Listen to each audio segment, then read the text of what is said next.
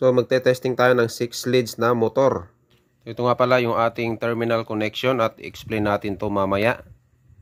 So tayo po pala ay nagpe-preventive maintenance o PMS o preventive maintenance schedule ng ating water pump. So bali binaklas natin to at i-share ko lang din sa inyo kung ano ba yung paano ba yung pagte-check ng isang 6 leads na motor. So ito nga pala ay naka Y connection. Yan. So yung kita nyo dyan yung kanyang yung jumper na connector niya dyan ay nakakonekta dito sa itaas. So yan po ay Y connection. Pero pwede din itong delta connection. So depende po yan sa inyong power supply. Since maliit lang ang motor na to, kayang-kaya na niya yung lisensya sa single voltage lang. So kung yung sa mga malalaking motor na yung kailangan niya ng Y delta starter, so pwede rin ito. So depende lang po sa design at saka sa load. Ngayon, ito check natin yung kanyang status ng kanyang coil. Yan. Yan, may reading tayo dyan na 1.2. Ang importante lang po dyan sa ating line 2, line 3 and line 3 and line 1. So kanina line 1, line 2, ganun din 1.2, 1.3. Kapag nag-check kayo niyan, importante na hindi po magkakalayo yung reading ng ating coil. Yan. Kasi pagka masyado nang malayo sa isa yung reading niyan, ay posible po na merong sunog na yung ating coil sa ilalim o kaya meron na siyang open circuit. So mamaya isa-isahin din natin yan at tatanggalin natin yung naka-jumper dito para malaman natin kung alin ba dito yung talagang konektado sa isa't isa. Kasi nga ito ay 3-phase, so iba-iba po yung coil niyan. Yan, so meron naman yung color coding at mapapansin nyo yung dilaw dyan, merong green na dalawa at saka red na dalawang wire at meron din siyang tagging. So possible yung kaparehong kulay yun din ang ating isang coil lang din yan. So yan yung ating i-confirm mamaya at i-explain ko sa inyo yung kanina yung ating ginawang drawing sa ating diagram. So isa sa chinek natin dito kaya binaklas natin to since ito ay naka-preventive maintenance. So yung mga windings tsaka minigger din natin to.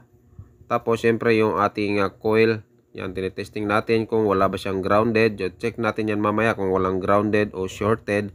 Tsaka yung resistance ng ating motor. Tapos syempre nagpalit din tayo ng bearing dito kasi medyo maingay na din yung bearing. So yan, meron siyang tagging. So itong sa itaas lang na kulay blue ay namali lang yan dyan. Pero tama yung may naka-engrave dyan sa ilalim na tagging. So tama po yun. So yan, tinanggal na natin siya.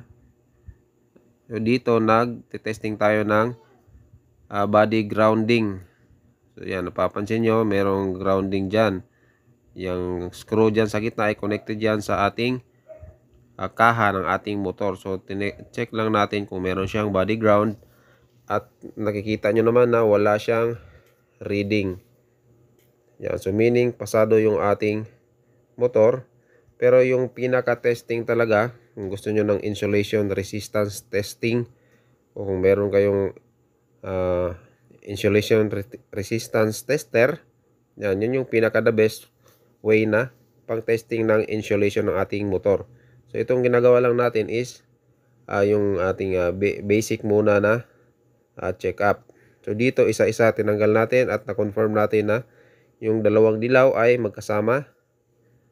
Ayan, yung dalawang green naman magkasama rin siya. Yan, so importante ganun din, dapat hindi magkakalayo yung reading na resistance ng ating tatlong coil.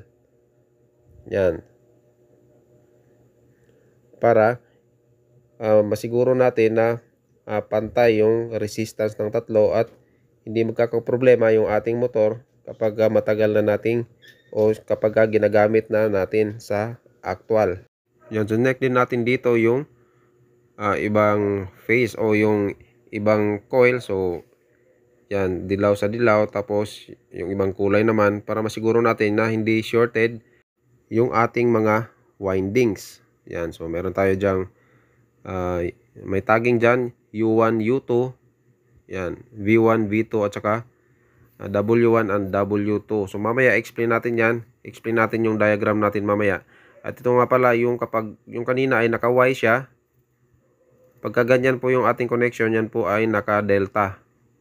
So gaya po yung ating nakita kanina sa ating actual sa terminal box. Bali, ito yung ating nakataging kanina sa ating terminal box. U1, V1, W1.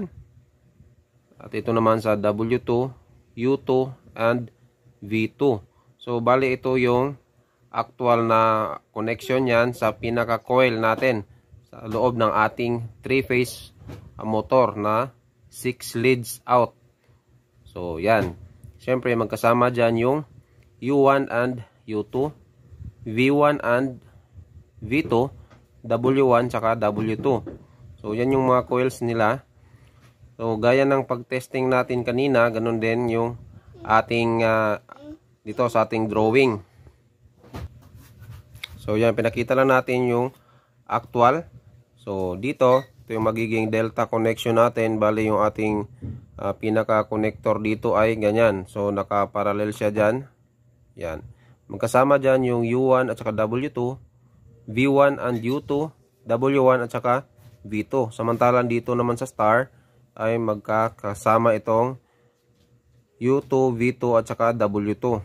Yan. So itong U1, V1 at W1, ito naging magiging supply natin sa ating line 1, line 2, and line 3.